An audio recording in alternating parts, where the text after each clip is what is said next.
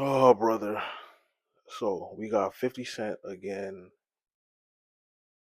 At this point, he just hating on Banks. At this point, 50 just has this thing against Banks, and the more the years go by, the more I just realize why Banks got away from this man. Cause 50 honestly just wanted Banks to be his lapdog, like Tony Yayo, and like you could see like Uncle Murder and all of that. He just want people to be his lapdog. Um, say what you want to say about the game, but I could understand why they clashed. You know what I'm saying? Same thing goes for Buck too. You could say what you want to say about them.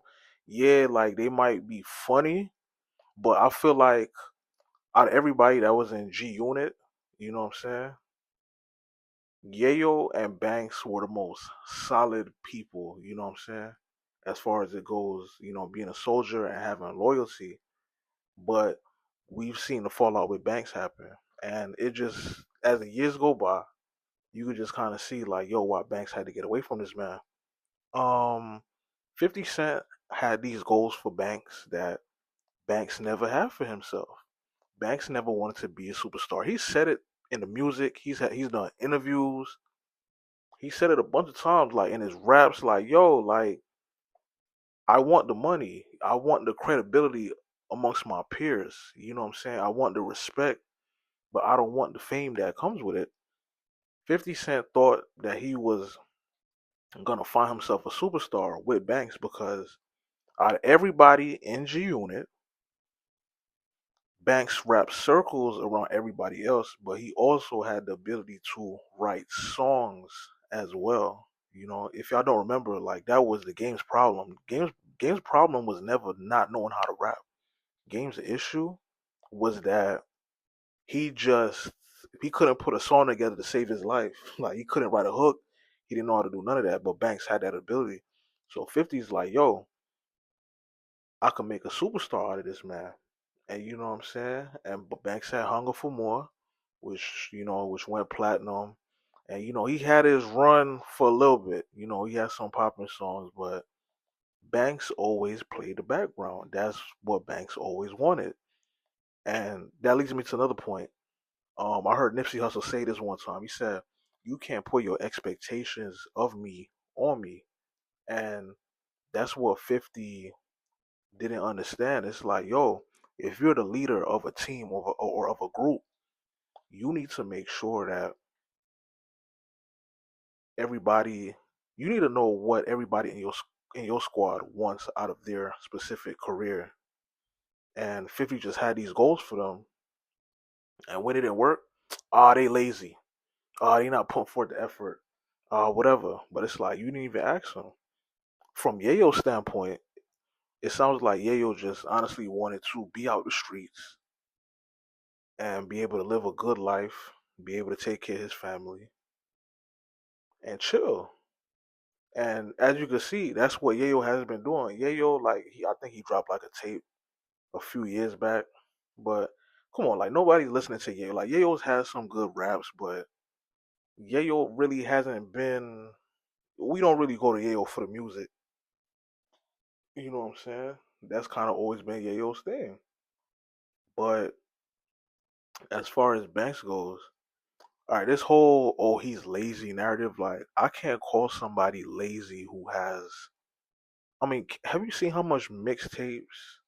And I'm gonna make a separate video like breaking down like just Banks, just Banks' discography alone and why he is very,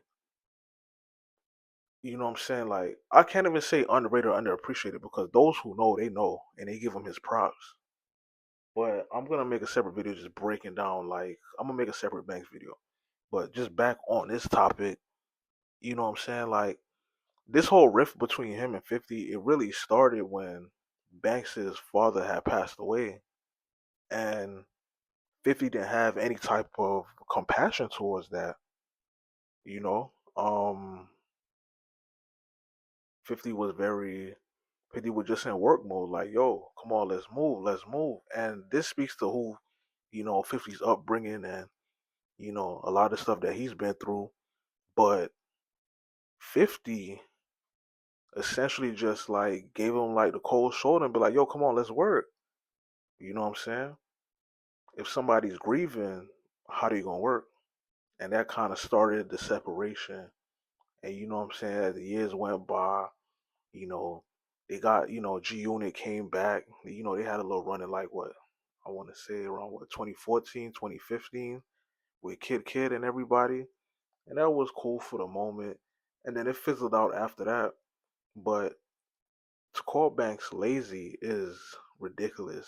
The amount of music Banks has dropped since leaving G Unit is just crazy. I mean, I could you could basically go on like, all right, we could talk about the Cudi series, Cudi 1, 2, 3. He's still dropping his Halloween Havoc projects every, what I'm saying, every October. Um he just released an album, what, it was like last year, right? So it's hard for me to call somebody lazy that's constantly dropping projects that are immaculate lyrically. Just the whole music in general, like it's good. Like every like though these are like sit through, you can listen to every song on the album. You know what I'm saying? You can't call somebody lazy that got that type of work ethic. So this whole nonsense about Banks is lazy, you know what I'm saying? It's ridiculous. And just look at how many shots 50 has taken, you know what I'm saying, towards Banks, which I'm gonna put on the screen right now. Look at this.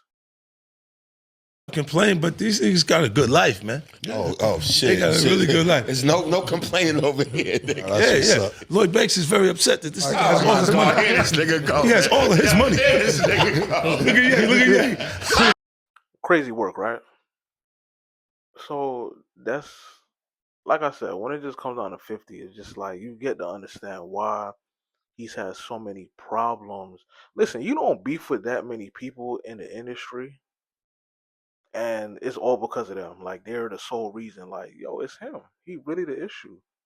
And you know what I'm saying? Like, look at how he treat his son. Like, look at how he treat Marquise. And I'm not saying like, yo, Marquise is a baby and he need to be babied. And you know what I'm saying? Like, he doesn't have a part in their relationship.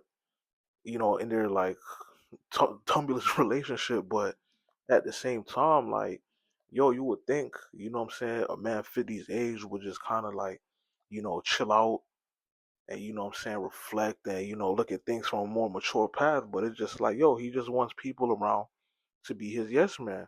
And I really think it's eating at him that Banks is like, yo, I don't need you. You realize Banks don't need him. You know what I'm saying? All these years we've heard of Buck having these financial troubles. You know what I'm saying? Yayo is in Romania eating duck with him, like, and always around him and stuff. We don't ever hear we never heard none about Banks needing any type of money financially. We've never heard none of this. Banks stays in his corner. He does what he wants to do. He makes his music and he stays out the way. You know what I'm saying?